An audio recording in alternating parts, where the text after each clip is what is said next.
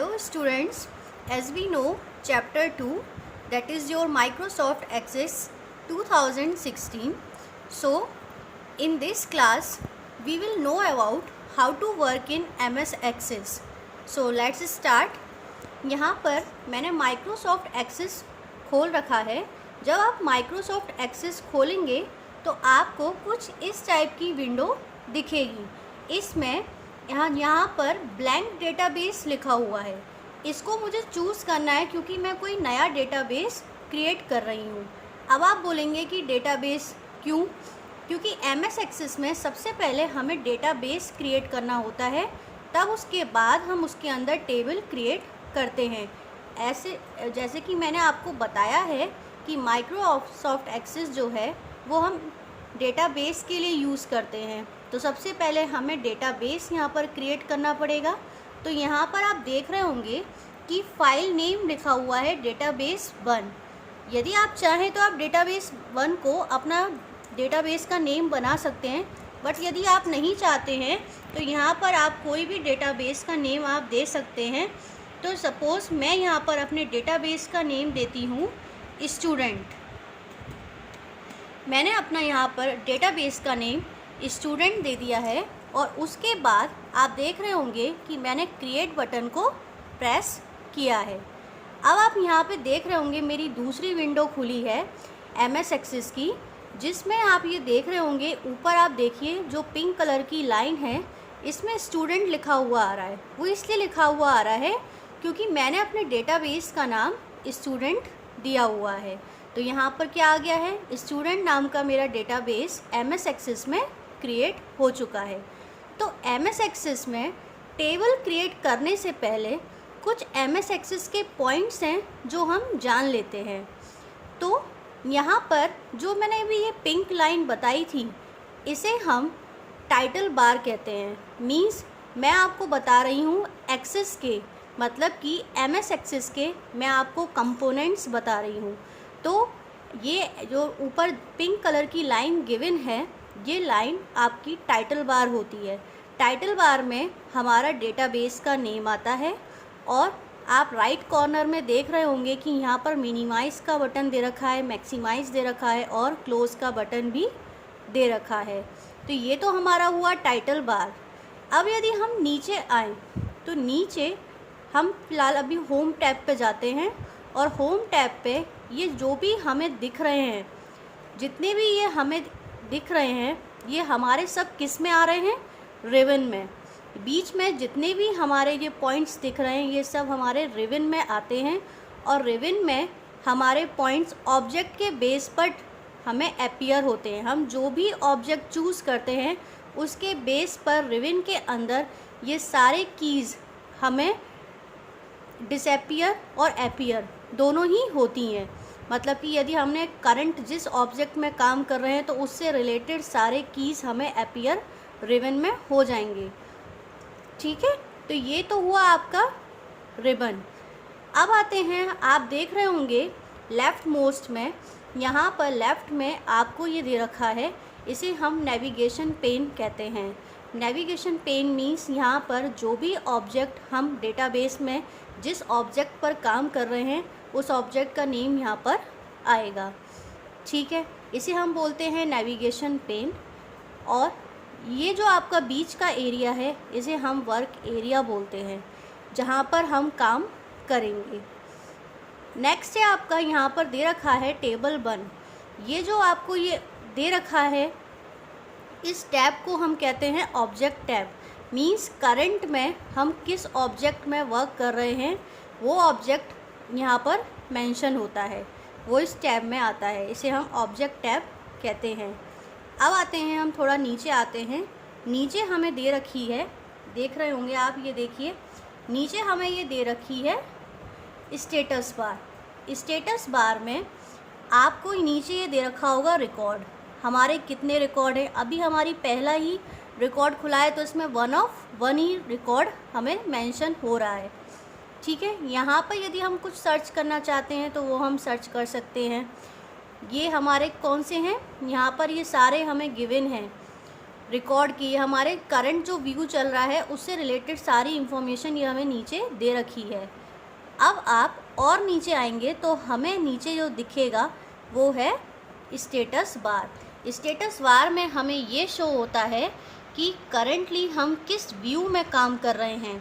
Means अभी आप देख रहे होंगे, नीचे देखिए, आप ये देखिए सबसे नीचे यहाँ पर लिखा है डेटा शीट व्यू। मींस अभी जो हमारा व्यू ओपन है वो डेटा शीट व्यू ओपन है। ठीक है, तो ये जो जिस व्यू में भी हम काम कर रहे हैं वो हमारा किस में आएगा, स्टेटस बार में। राइट में आपको यहाँ पर कैप्स लॉक का भी बटन दे रखा है, नम लॉक भी दे रखा है। और यदि हम राइट में चलेंगे तो यहाँ पर आप देख रहे होंगे, यहाँ पे डेटा शीट व्यू दे रखा है हमें। डेटा शीट व्यू के बगल में हमें दे रखा है डिज़ाइन व्यू भी। डिज़ाइन व्यू मतलब कि अभी तो हम डेटा शीट व्यू में काम कर रहे हैं, यदि हम चाहें तो हम डिज़ाइन व्यू में भी जा सकते हैं। अब डेटा शीट व्यू क्या होता है, डिज़ाइन व्यू क्या होता है, इसके बारे में हम जानेंगे। आपके MS एक्सेस में 2 टाइप के व्यूज़ हमें प्रोवाइड होते हैं। पहला होता है डिज़ाइन व्यू। डिज़ाइन व्यू में हम अपने टेबल क्रिएट करते हैं। मींस हमें टेबल में अपना फील्ड नेम बताते हैं, कि मतलब कि फील्ड नेम मैंने आपको बताया था कि फील्ड हम कॉलम को रिप्रेजेंट करते हैं।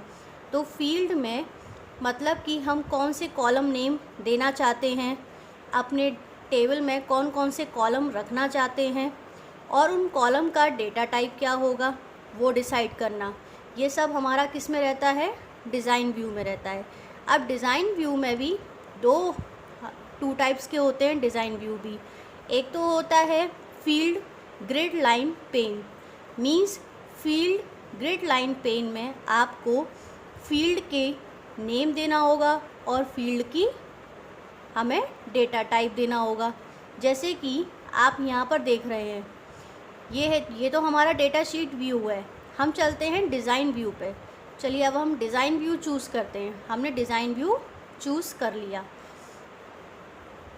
डिज़ाइन व्यू चूज़ करने से पहले हमने पहले यहाँ पर टेबल का नेम बना दिया है, क्योंकि हम जो टेबल क्रिएट कर रहे हैं तो वो हमें टेबल नेम से सेव करना पड़ेगा। तो हमने सपोज़ टेबल का नेम दे दिया है स्टूडेंट। यदि हमारा डेटाबेस भी स्टूडेंट है तो हमने टेबल का नेम भी स्टूडेंट ही दे दिया है। ठीक है, अब आप देख रहे होंगे ये हमारी विंडो खुली है। अब इस विंडो में मैंने आपको बताया था कि ये अब हमारा कौन सा व्यू हो गया है, डिज़ाइन व्यू। अब आप देख भी रहे होंगे, मैं आपको स्टेटस बार पर दिखा देती हूँ कि यहाँ पर डिज़ाइन व्यू आपको लिखा हुआ मिलेगा। देखिए यहाँ पर डिज़ाइन व्यू लिखा हुआ है। मींस अब हम कहाँ पर हैं, डिज़ाइन व्यू में हैं। मतलब कि जब हम अपनी टेबल क्रिएट करेंगे तो टेबल क्रिएट करते टाइम हमसे वो टेबल का नेम पूछता है, तो हम अपने टेबल का नेम दे देते हैं। आप देख रहे होंगे कि नेविगेशन पेन में हमारे टेबल का नेम स्टूडेंट आ चुका है। ठीक है, और मैंने बोला था कि डिज़ाइन व्यू भी 2 टाइप्स के होते हैं, जिसमें एक अपना फील्ड नेम आता है और दूसरा फील्ड का डेटा टाइप आता है। फील्ड नेम हमारा हो गया मींस कॉलम नेम, और कॉलम नेम में हमारे किस टाइप का डेटा टाइप हम एंटर कर सकते हैं, किस टाइप का हम डेटा एंटर करेंगे, तो यहाँ पर हम उसका डेटा टाइप डिसाइड करेंगे। ये हमारे किस में आते हैं, फील्ड ग्रिड लाइन पेन में।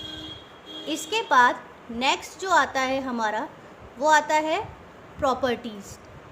मतलब कि 2 पार्ट्स में डिवाइडेड होता है हमारा डिज़ाइन व्यू। कि डिज़ाइन व्यू में 2 पार्ट्स होते हैं। पहला part field grid lines pane होता है और दूसरा फील्ड प्रॉपर्टीज़ पेन होता है। ग्रिड लाइन में तो आपका फील्ड का नेम और उसका डेटा टाइप आएगा, और फील्ड प्रॉपर्टीज़ पेन में आप जो भी फील्ड की प्रॉपर्टी चूज़ करना चाहते हैं, और वो प्रॉपर्टीज़ आपको देखिए यहाँ नीचे गिवन है, आप इनमें कोई भी प्रॉपर्टीज़ चूज़ कर सकते हैं।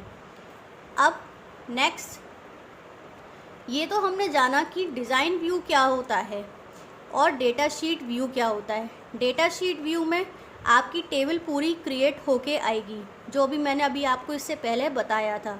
और डिज़ाइन व्यू में आप अपने टेबल के कॉलम्स को, उनके डेटा टाइप को क्रिएट करेंगे। ठीक है, तो हमने जाना कि एमएस एक्सेस में क्या क्या कंपोनेंट्स होते हैं। एमएस एक्सेस में आपके कंपोनेंट्स मैंने आपको बताए। एक तो होता है टाइटल बार, सेकंड होता है रिबन, थर्ड होता है आपका नेविगेशन पेन, उसके बाद होता है आपका वर्क एरिया, उसके बाद एक होता है आपका ऑब्जेक्ट टैब, और लास्ट वन आपका रहता है स्टेटस बार। ये मैंने आपको सारे क्या बताए, एक्सेस के कंपोनेंट्स। एक्सेस के कंपोनेंट्स के बाद मैंने आपको बताया था कि हमारे जो एमएस एक्सेस में व्यू होते हैं वो 2 टाइप्स के होते हैं, एक तो डिज़ाइन व्यू और एक डेटा शीट व्यू। मैंने आपको दोनों ही व्यू समझा दिए हैं कि वो कैसे काम करेंगे। अब इसके बाद एक और पॉइंट आता है, दैट इज़ अ प्राइमरी की। प्राइमरी की से आप क्या समझते हैं? प्राइमरी की मैं आपको बताती हूँ। जैसे कि मैंने अभी आपको बोला था कि मैंने एक टेबल क्रिएट की है स्टूडेंट नेम से। अब स्टूडेंट टेबल के अंदर स्टूडेंट का ऐसा कौन सा डेटा है जिसे हम प्राइमरी बना सकते हैं? प्राइमरी का मतलब होता है कि ऐसा कोई कॉलम टेबल में बनाना जिससे हम किसी भी पर्टिकुलर पर्सन को यूनिकली आइडेंटिफाई कर सकें। अब सपोज़ मैं एग्ज़ाम्पल देती हूँ कि आपकी क्लास में आप सारे स्टूडेंट हैं, और ऐसा भी तो हो सकता है कि एक ही नेम से एक से ज़्यादा स्टूडेंट्स हो। तो हम क्या करते हैं, उस स्टूडेंट के आगे फर्स्ट, सेकंड, थर्ड लगा देते हैं। क्यों? क्योंकि हमारे उस नेम से स्टूडेंट उस क्लास के अंदर एक से ज़्यादा होते हैं। लेकिन हम कैसे पता लगाएंगे कि कौन सा स्टूडेंट की बात कर रहे हैं, कि टीचर कौन से स्टूडेंट की बात कर रही है? तो उस केस में स्टूडेंट का रोल नंबर होता है जिसके थ्रू हम उसे यूनिकली आइडेंटिफाई कर सकते हैं। क्योंकि रोल नंबर एक ही पर्सन का सेम तो नहीं हो सकता कि सपोज़ एक स्टूडेंट का रोल नंबर 1 है तो दूसरे स्टूडेंट का भी रोल नंबर 1 ही हो, ऐसा तो नहीं हो सकता। रोल नंबर तो सबके यूनिक होते हैं, किसी का भी सेम नहीं होता। तो स्टूडेंट के डेटा में यदि हम स्टूडेंट का roll number as a primary key बनाते हैं, तो हम यदि एक नेम से ज़्यादा स्टूडेंट होते हैं तो हम उनके रोल नंबर के थ्रू उनको आइडेंटिफाई कर सकते हैं। ये काम हमें कौन करवाएगा? प्राइमरी की। यदि आप अपने टेबल में प्राइमरी की रखना चाहते हैं तो आपको अपने उस पर्टिकुलर कॉलम को प्राइमरी की बनाना पड़ेगा। सपोज़ मानिए कि अब यहाँ पर आप देख रहे होंगे कि प्राइमरी की गिवन है, ठीक है। अब मैंने ये फील्ड नेम मेरा गिवन है। अब इस फील्ड नेम में मैं अपने फील्ड का नेम देती हूँ। सपोज़ मैंने अपने फील्ड का नेम दिया, कैपिटल में मैंने लिखा एस। मैंने स्टूडेंट, अब स्टूडेंट नेम बहुत बड़ा हो जाता है कि student ID, student name, student course, student address, तो बहुत लंबे लंबे हमारे डेटा फील्ड हो जाएंगे। इसलिए मैंने एक एलियास बना दिया स्टूडेंट का एस, कैपिटल एस। मैंने स्टूडेंट का एक एलियास ले लिया है, ठीक है। अब मैंने एस डॉट लगाया और एस डॉट, अब मैंने लिखा रोल नंबर, ये आ गया S dot roll number.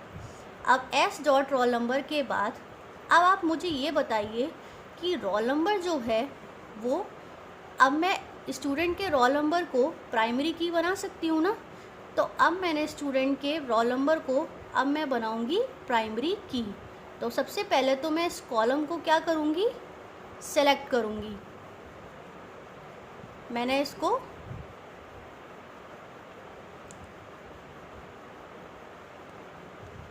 Field का नेम दिया हुआ है S dot roll number.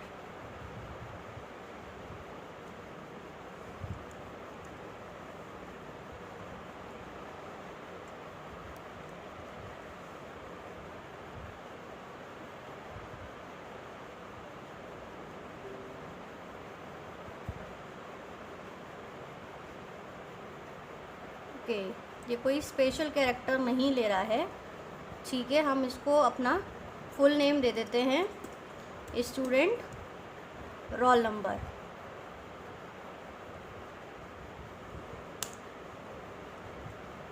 Okay, अब हमने दिया स्टूडेंट रोल नंबर। अब हम इस कॉलम में प्राइमरी की लगाएंगे। तो ऑलरेडी हमारी इसमें प्राइमरी की लगी हुई है। आप देख रहे होंगे कि ऑलरेडी सेलेक्ट है इस कॉलम में प्राइमरी की, और इसका आइकन भी मैं आपको दिखाती हूँ। ये बना हुआ, ये आइकन बना हुआ है, ये प्राइमरी की बता रहा है। यदि मैं इसको फिर से दोबारा से क्लिक करती हूँ तो प्राइमरी की इस कॉलम से हट जाएगी, मतलब कि मैंने स्टूडेंट के रोल नंबर को प्राइमरी की से हटा दिया है। लेकिन यदि मैं स्टूडेंट के रोल नंबर को मुझे प्राइमरी की बनाना है तो पहले मैं स्टूडेंट के रोल नंबर को, मतलब कि कॉलम को मैं सेलेक्ट करूँगी, और उसके बाद यहाँ पर प्राइमरी की गिवन है। कहाँ मिलेगा प्राइमरी की? आपको डिज़ाइन टैब में यहाँ पर आप प्राइमरी की कर देंगे, और देखिए आपको दिख रहा होगा कि स्टूडेंट का जो रोल नंबर है, जो कॉलम है, वो प्राइमरी की बन चुका है। अब हम बात करते हैं यहाँ पर टेबल से पहले, टेबल को क्रिएट करने से पहले अब हम जानते हैं कि जो डेटा टाइप है वो क्या होता है। तो चलिए अब हम पहले डेटा टाइप के बारे में जान लेते हैं। यहाँ पर डेटा टाइप ऑटो नंबर दे रखा है। पहला जो डेटा टाइप है वो यहाँ पर गिवन है टेक्स्ट। टेक्स्ट डेटा टाइप आपको समझ में ही आ रहा होगा कि यदि हम कॉलम का डेटा टाइप टेक्स्ट लेते हैं तो हम उस कॉलम के अंदर सिर्फ अल्फ़ाबेटिक डिजिट्स, अल्फ़ाबेटिक वैल्यूज़ ही डाल सकते हैं। मतलब जो भी एंट्री होगी वो अल्फ़ाबेटिक में होगी, कोई भी न्यूमेरिक नहीं होगा।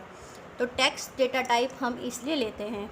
इसके बाद हमारा आता है नंबर, जो मेनली हमारे डेटा टाइप एक्सेस में यूज़ होते हैं।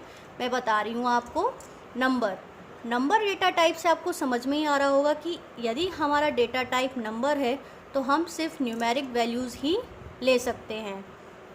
इसके बाद आता है डेट एंड टाइम।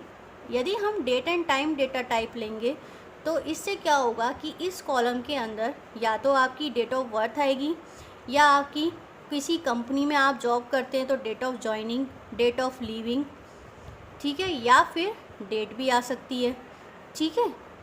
नेक्स्ट है data type currency.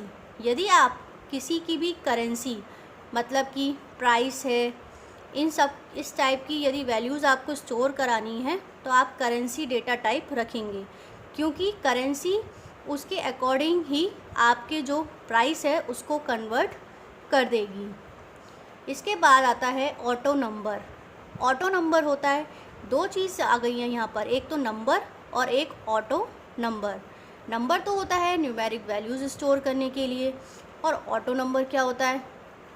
Auto number भी हमारा न्यूमेरिक वैल्यूज़ के लिए ही होता है, लेकिन ये सीक्वेंशियल वैल्यूज़ लेता है। मींस यदि इसमें हमने कोई वैल्यू रख दी है तो यदि इन फ्यूचर इस टेबल में कोई और डेटा भी ऐड होता है और उसकी न्यूमेरिक वैल्यू रखी जाती है तो जो वैल्यू हम इसको दे चुके हैं वो वैल्यू फिक्स हो जाती है, मतलब वो चेंज नहीं होगी। मतलब ऑटो नंबर में जो भी हम वैल्यू देंगे वो फिक्स हो जाएगी, फिर चाहे डेटा डिलीट हो या ऐड हो, कोई भी नया डेटा ऐड हो या फिर एग्जिस्टिंग डेटा डिलीट हो। ऑटो नंबर से ये होगा कि जो वैल्यू हमने फ़िक्स कर रखी है वो वैल्यू क्या होगी? फ़िक्स रहेगी। येस और नो, येस और नो डेटा टाइप हम यूज़ करते हैं जब वैल्यू हमारी या तो एक ही होगी, मतलब या तो यस होगी या फिर नो होगी। जैसे कि आपने फॉर्म देखे होंगे, फॉर्म में आपको गिवन होता है फीमेल है, मेल है, तो या तो आप मेल होंगे तो आप मेल पे टिक करेंगे, दोनों तो आप नहीं हो सकते ना। तो दोनों में से आइदर दिस और आइदर दिस, मतलब या तो यस होगा या फिर नो, दोनों में से कोई एक ही वैल्यू ट्रू होगी। इसके बाद हमारा OLE ऑब्जेक्ट आता है। OLE ऑब्जेक्ट हम डेटा टाइप इसलिए लेते हैं यदि हमें कोई और एप्लीकेशन को लिंक कराना होता है। जैसे कि OLE ऑब्जेक्ट हम डेटा टाइप रखते हैं तो हम माइक्रोसॉफ्ट पावर पॉइंट है, माइक्रोसॉफ्ट वर्ड है, हम इनसे इनको लिंक कराते हैं। मतलब अपने MS एक्सेस के डेटाबेस को हम और अदर एप्लीकेशंस के साथ लिंक कराते हैं। नेक्स्ट आपका आता है इसके बाद हाइपरलिंक।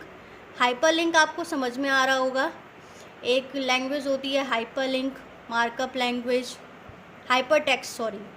Hypertext markup language. तो हाइपर का मतलब क्या होता है और लिंक, हाइपर के साथ लिंक भी आ गया है।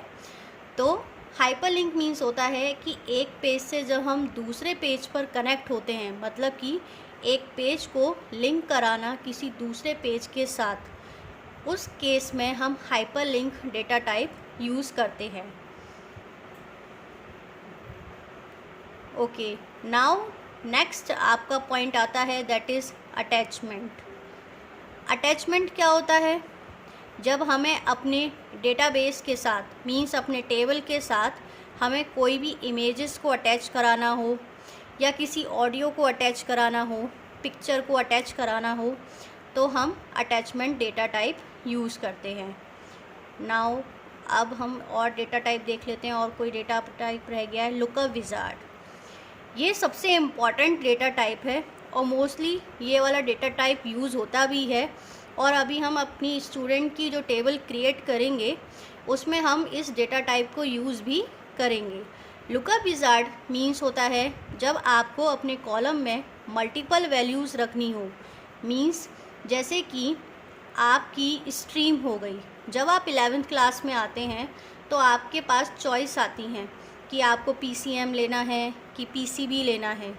तो यदि हमारे कॉलम की मल्टीपल वैल्यूज़ होती हैं और उसमें से हमें किसी एक को चूज़ करना होता है, तो उस केस में हम लुकअप विज़ार्ड यूज़ करते हैं जब हमारे कॉलम की मल्टीपल वैल्यूज़ हों। जैसे कि एक क्लास में कुछ बच्चे ड्राइंग के होते हैं, कुछ बच्चे म्यूज़िक के होते हैं, कुछ बच्चे आर्ट के होते हैं।